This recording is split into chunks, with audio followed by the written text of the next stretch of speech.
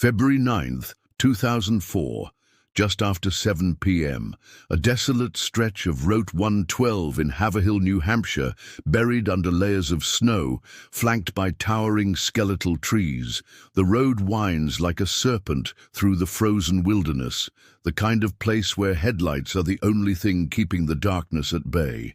A black Saturn sedan sits askew in a ditch, its front end crumpled as if it struck something, or something struck it. The driver's side airbag is deployed. The engine hums softly, its glow flickering against the white snow. A single set of footprints leads away from the car, but they don't go far. And then they vanish. Moments earlier, a school bus driver, Butch Atwood, had pulled over, offering to help the driver, a young, slim woman with dark hair. She seemed shaken, but not injured. "I already called ADA," she told him. It was a lie. There was no call. Within minutes, she was gone. No sound, no struggle, just an eerie, gaping silence in the freezing New England night. This is the last confirmed sighting of Maura Murray. A 21-year-old nursing student at the University of Massachusetts Amherst, Maura had been spiraling in the days leading up to her disappearance. A week earlier, she'd broken down in tears at work, unable to explain why. The night before she vanished, she searched for directions to the White Mountains on her computer. That morning, she emailed her professors, claiming there had been a death in the family. There was no death. Instead, she withdrew $208 from an ATM, bought alcohol, vodka, Kahlua, and boxed wine, and hit the road. No one knows exactly why, but she was heading north, straight into the mountains, alone. Her phone records show she made a call to a rental condo in Bartlett, a place she had visited before with her family. Was she seeking refuge, planning an escape, or was she running from something much darker? By the time police arrived at the crash site at 7:46 p.m., the car was empty. Maura was nowhere to be found. The surrounding woods were vast and unforgiving, the temperatures plummeting. Yet there were no tracks leading into the trees, no footprints wandering away. It was as if she had been plucked from the earth itself.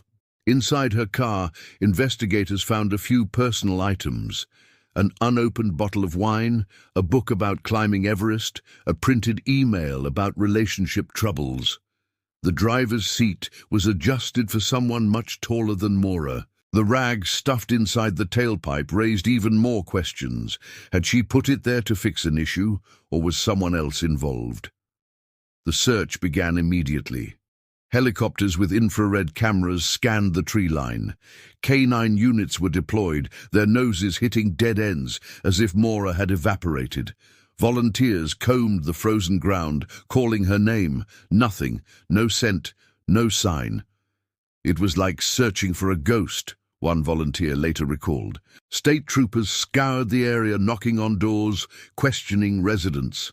She couldn't have just disappeared into thin air, one officer stated, but the evidence, or lack of it, tells a different story. A local woman, Faith Westman, who lived near the crash site, called 911 that night after seeing a figure moving near the car. "I saw something, someone. But when I looked again, they were gone," she later told investigators. Theories spiraled. Had she been abducted? Did she hitchhike with the wrong person? Or did she deliberately disappear, slipping into the vast wilderness to escape a life she no longer wanted? Some say she might have succumbed to the cold, her body still hidden under years of snowfall. But if that were the case, why has she never been found? As time passed, the case grew darker. A witness claimed to have seen a man smoking a cigarette inside a red truck near the scene that night. Something about him seemed off, the witness later recalled. Others whispered about chilling rumors, a cabin deep in the woods, owned by a recluse with a violent past. In the years that followed, eerie clues surfaced, anonymous messages on online forums, cryptic phone calls to Maura's family, even a skull fragment discovered in a nearby basement. Yet none of it led to Maura. Her father, Fred Murray, has spent nearly 2 decades searching, refusing to accept that his daughter simply walked into the woods to die. "Someone knows something," he has said time and time again, "and I won't stop until I find out." Police, on the other hand, remain tight-lipped.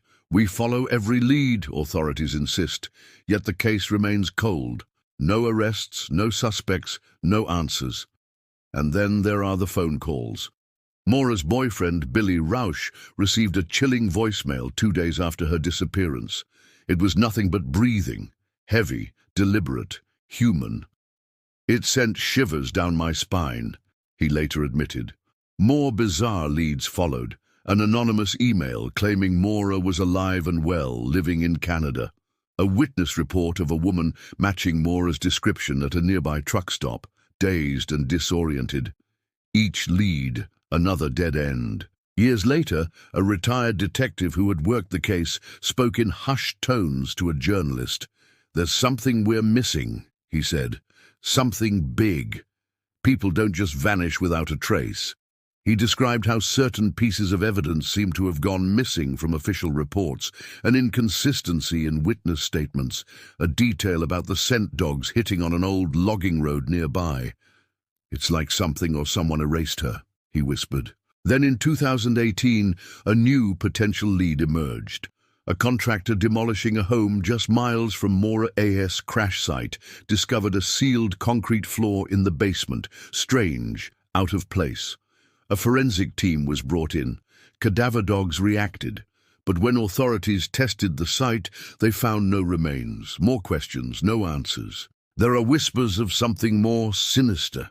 Some believe Maura was taken, that she was being followed long before she ever reached New Hampshire. Others point to the possibility of police incompetence or even a cover-up. The FBI was never officially called in, a decision that still raises eyebrows to this day. Over the years, internet sleuths have dissected every detail, turning the case into one of the most infamous unsolved disappearances in modern history.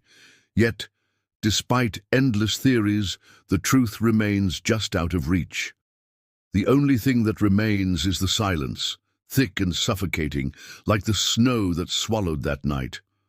Maura Murray didn't just vanish, she was erased. Something happened on that road, something that defies logic. Was she being followed? Did she know she was in danger? And the most terrifying question of all, was someone waiting for her? But even after all these years, the truth lingers just beyond reach, buried beneath layers of speculation, secrecy, and time. Somewhere out there in the depths of the New Hampshire wilderness, or perhaps much farther away, the answer lies, waiting to be uncovered.